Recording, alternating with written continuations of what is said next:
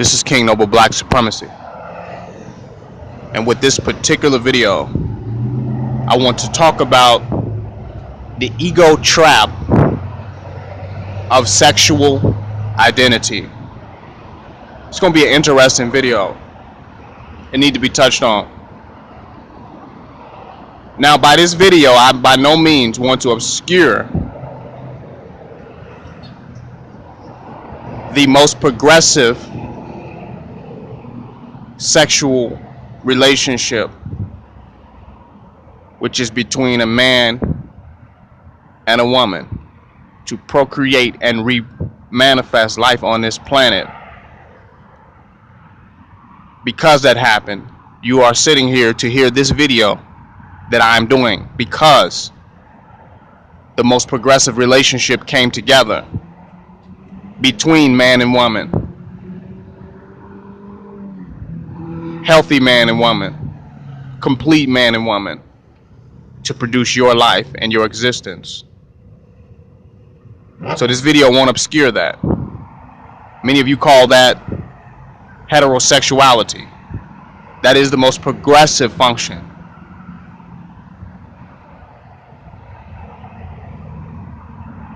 And most progressive relationship, that between a man and a woman.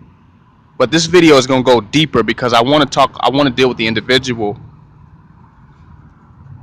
and their elevation and their enlightenment and their ascension and their development through life, in their movement towards success and balance and bliss and harmony.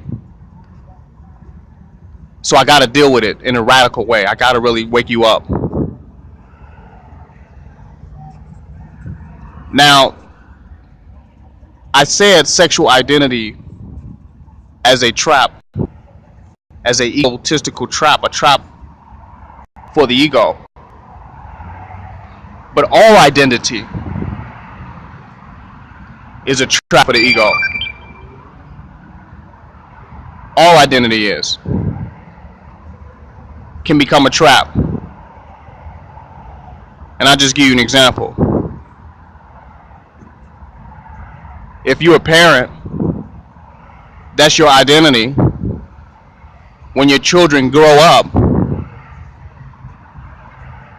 and are in a position to take care of themselves and do for themselves, a lot of anxiety comes to the parent. There comes an identity crisis. Because if you've been a parent for 20 years,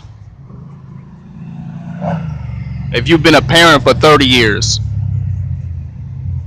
and for some, if you've been a parent for even 40 years, now when that child grows up and becomes independent, now you have to figure out how are you going to identify yourself now. You go through an identity crisis because you no longer, the parent is dying. For some people, that was a sole identity. They didn't see themselves outside of being a parent. So now they have to come to understand themselves and come to know themselves beyond that particular relationship,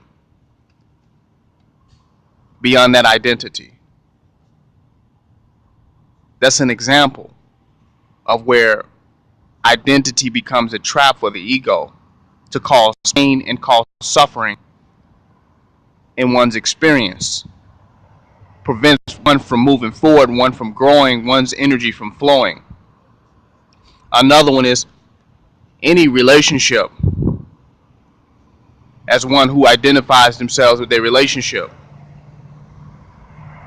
When that relationship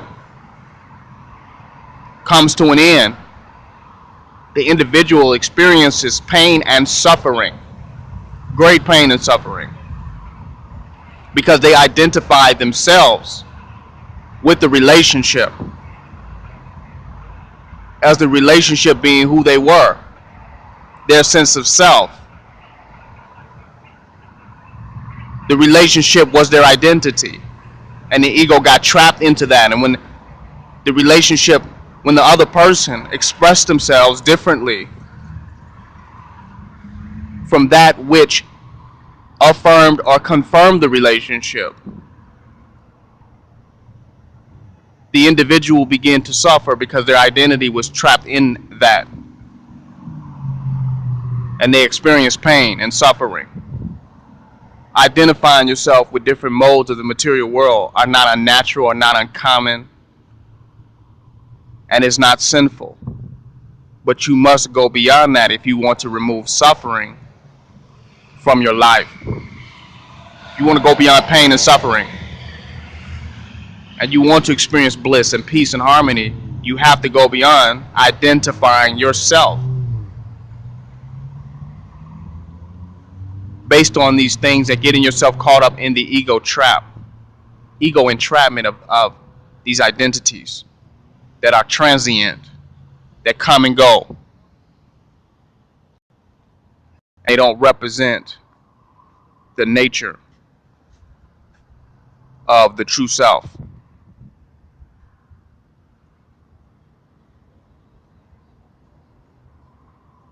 They don't represent who you are beyond transition, beyond the type of change that one cannot escape in the material world.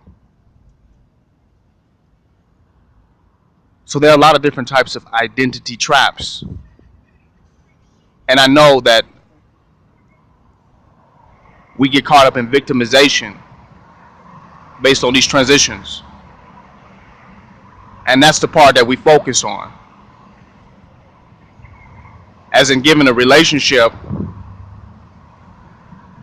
it's like you say your mate left you, or your mate's not with you anymore, or has moved on or did something that did not confirm or affirm the relationship,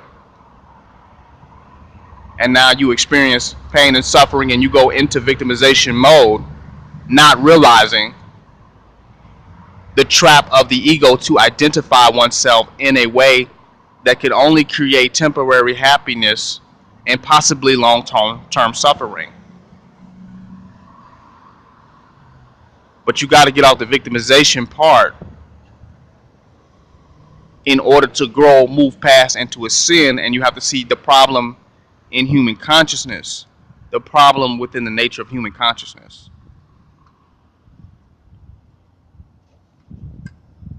So I want to talk about the ego trap of sexual identity. Now we know sexual identity is progressive when you want to procreate and reproduce your life and have children, conscious children, to change the nature of this planet, of this earth. Or you want to connect with someone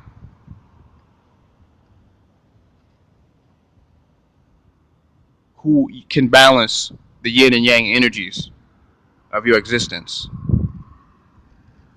Sexual identity becomes relevant, becomes profound to your growth.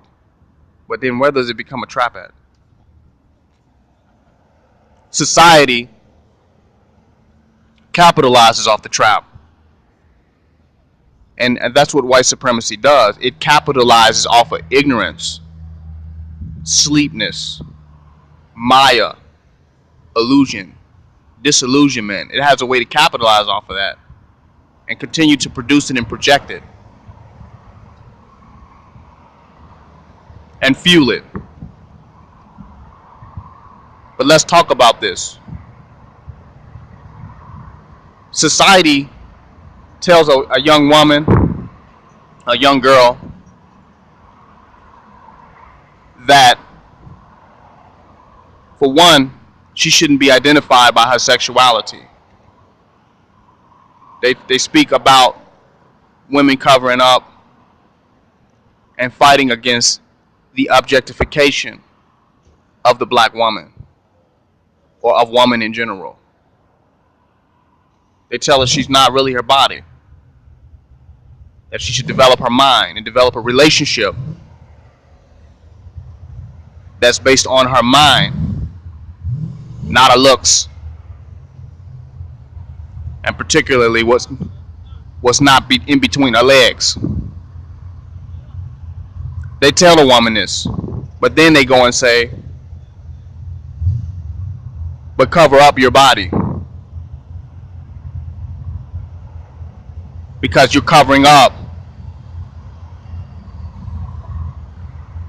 a part of yourself.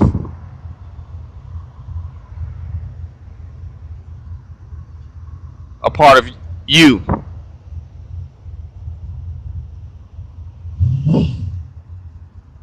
And that this covering of self helps you.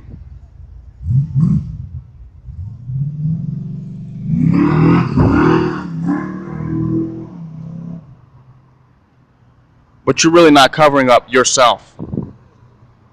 You're just covering up your sexuality, which is not yourself. Yourself is your mind, brain, and consciousness. This is the contradiction. And then they tell you, don't have sex until you get married. Don't give the man the jewels until you get married. Well, I thought the jewels was your brain. I thought the jewels was your mind. I thought the jewels was your consciousness. But now they have you believing again that you're your sexuality. And that your identity is completely encased within your virginity somehow. And you get mad and angry at those of whom you've had sex with because they did not submit to the idea of your sexual value. This is your husband or whoever, your mates, people you broke up with, your exes. You're mad at them because they didn't submit to the value of your sexuality. And you go and give the best part of yourself, your mind, your consciousness, to corporate America and to white institutions and white establishments all day long. That's why you have groups out there like Boko Haram who are against Western education and against Western society because they don't want their women to give their mind over to that reality. Not just their sex, they don't want to give their mind. But if you give your mind, you're ultimately going to give your sex. But just because you give your sex don't necessarily mean you're ultimately going to give your mind. So you give the best part of yourself to the white man all day long for free. And you break up and fight with your mates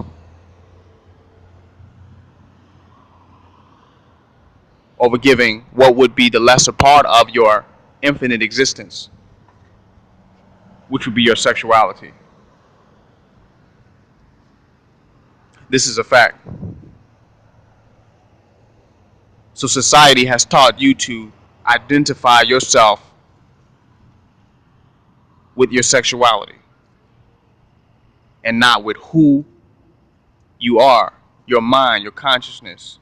The infinity of yourself as a spirit being is not even important. So they contradict themselves. And that's where virginity is so marketed.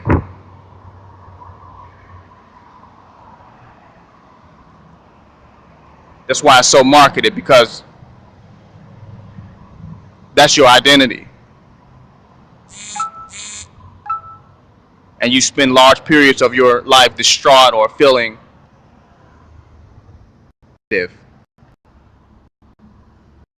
about yourself, low self-esteem, depending on how you lost your virginity.